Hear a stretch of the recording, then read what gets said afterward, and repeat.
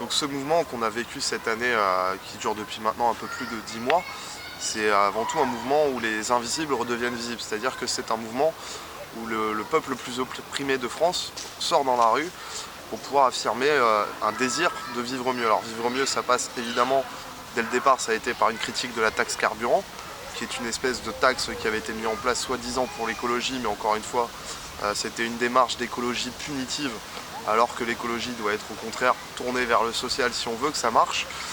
Donc ce mouvement Gilets jaunes est parti de cela et évidemment au fur et à mesure il a évolué.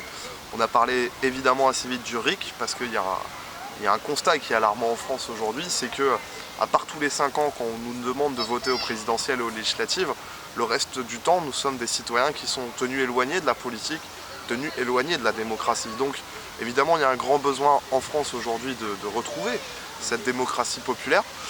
Et ce mouvement, depuis le départ, se bat pour ces deux aspects-là. D'abord, un côté social, en effet, vivre mieux, des hausses de salaire, remettre en place l'ISF, afin que les plus grandes fortunes de France contribuent à la même hauteur que les autres.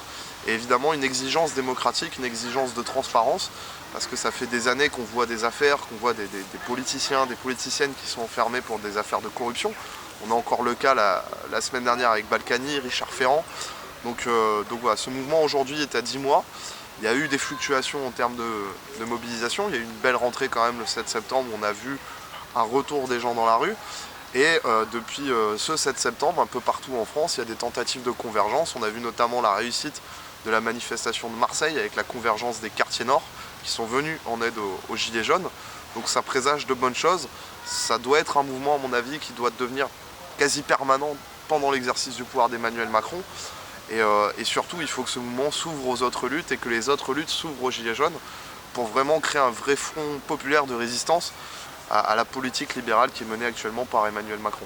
Donc pour la suite du mouvement, la grosse date qui ressort là, c'est le 21 septembre, tous à Paris. Je pense que ce sera aussi un très bon baromètre cette date pour savoir à peu près combien de forces vives restent dans le mouvement. Et je pense que pour la suite, les Gilets jaunes ont tout intérêt à continuer à se mobiliser, voire à essayer de trouver d'autres méthodes pour que leurs idées soient appliquées.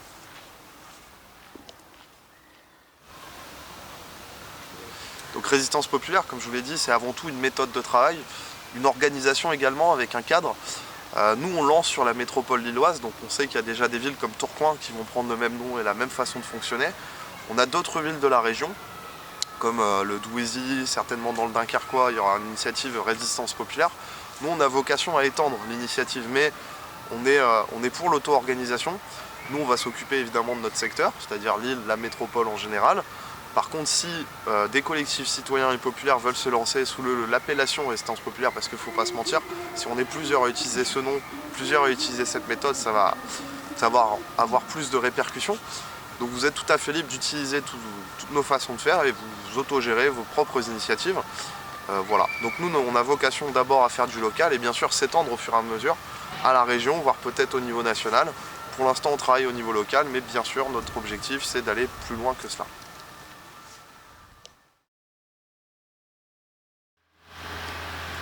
Donc là actuellement concernant la municipale à Lille, on a déjà plusieurs personnes qui se sont déclarées candidats, que ce soit Daubresse, que ce soit Stéphane Bally ou alors encore Violette Spielbout. On a des personnalités qui hésitent, Patrick Caner, Martine Aubry. Et puis on en a d'autres qui ont déjà tout simplement abandonné la course, comme Adrien Quatennens. Là où nous, on est très sceptiques sur cette campagne, c'est qu'encore une fois, c'est très ennuyeux, c'est très classique. On a une campagne politique qui est tournée autour des personnes plus que des idées. Et nous, c'est tout l'enjeu de résistance populaire. On veut vraiment que les gens se réinvestissent des idées et non pas des personnes. Donc évidemment, cette campagne nous ennuie profondément. On voit que, alors que ça fait des années qu'on réclame de l'horizontalité, qu'on réclame plus de participation à la démocratie, qui est une vraie démocratie réelle, on retourne dans les mêmes schémas habituels et il n'y a pas d'originalité dans cette campagne. Donc nous, on va essayer d'y apporter cette originalité et surtout cette implication générale autour de la politique et de la municipalité.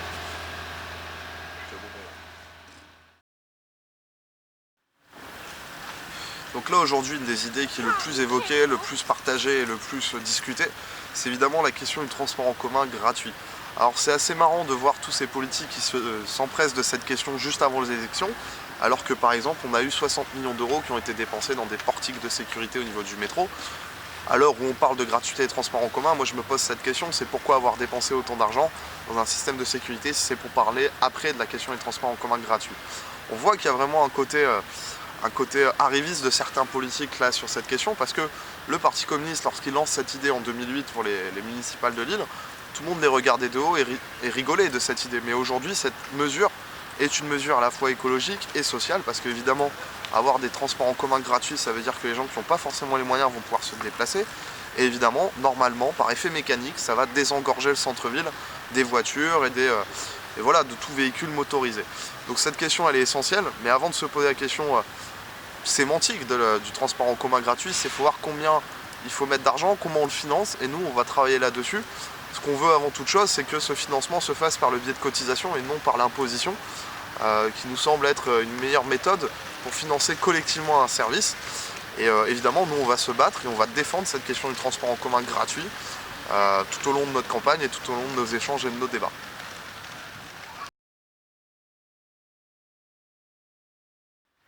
Donc sur cette question du régionalisme flamand, c'est plutôt la question de l'autodétermination des peuples dont il faut parler.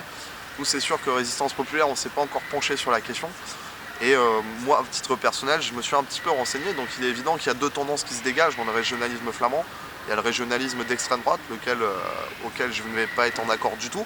Par contre, il y a le régionalisme flamand qui se dit démocrate et qui a des revendications qui, moi, me semblent correctes. Par exemple, la gratuité des autoroutes, la baisse des taxes sur le carburant. Ce qui a une certitude, c'est que peu importe nos avis, ces questions-là doivent être posées au plus grand nombre, et ça doit être dans des débats populaires que l'on doit se poser cette question, voire même par le biais de référendums. Là aujourd'hui, ces questions sont complètement tues par les médias, complètement tues par les groupes politiques, alors que ça concerne pas mal de monde. Donc voilà, évidemment nous on est pour la discussion, pour la consultation des citoyens. Donc ces questions-là pour moi doivent être posées sur la table populaire pour que tout le monde puisse se poser ces questions et surtout qu'on puisse rentrer dans un vrai débat.